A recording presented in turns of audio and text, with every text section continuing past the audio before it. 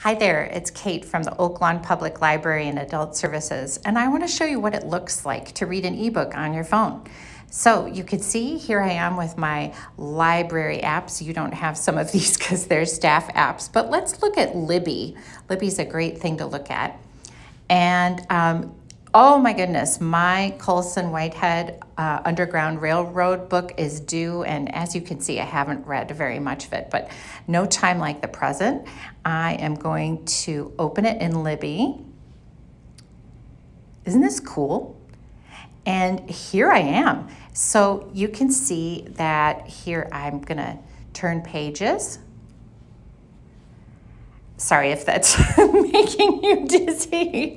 One thing that is interesting that you can do is, let's say there's a word that I don't know.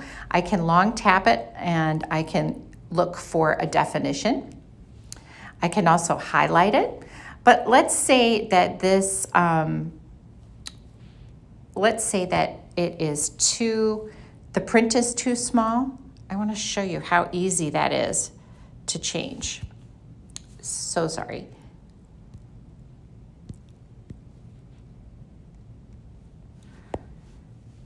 Okay, so if I tap the top, you'll see that I get a menu, and I'm going to click the font button.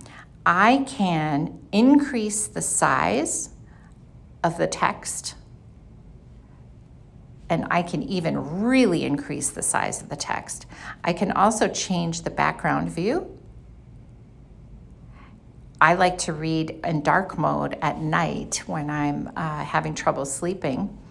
And you can also change the font if you'd like to make it look a little different. Anyway, ebooks are just great. We think that you're gonna love them. Have a great day.